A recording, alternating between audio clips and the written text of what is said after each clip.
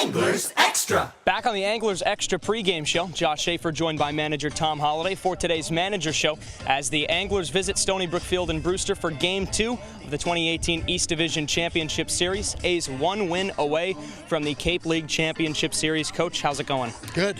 You ready for Game 2? I'm ready. All right, so yesterday with your off day, the rain kind of came at the last minute. What type of benefit does an off day give you in between games 1 and 2? Well, you just kind of sit around thinking about, is there a plus to it? Do we need to be playing? One thing about rain, it deadens your mood. And the way our kids played the other night, I don't want to tinker with that because they played so good. So at least we made the call. The game was banged, and they had a day to do whatever they wanted to do. That's better than sitting around thinking we're going to play, we may not play, and all that.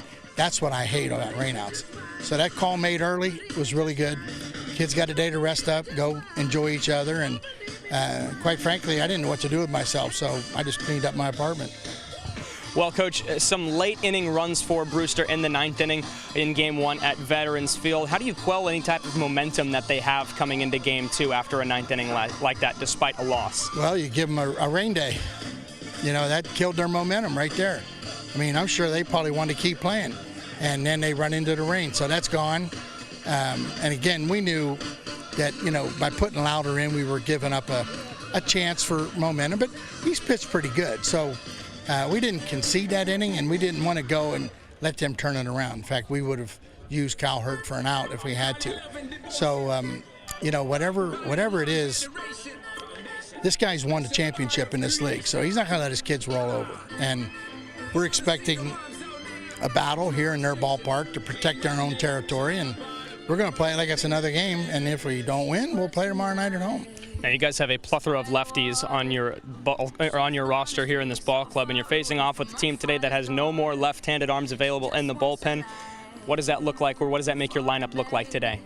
Well, when a little bird called me the other night and said that they were out of left-hand pitching, I just thanked that little bird, because anytime that a right-hander walks to the mound against us, you feel like we're going to win. At least we're going to hit it and score.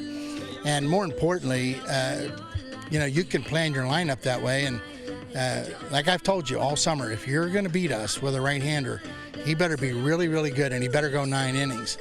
And having a day off, my lineup's going to be there for 9 innings. So I'm kind of anxious to see the game, and I'm tickled to death that they have no more left-hand pitching.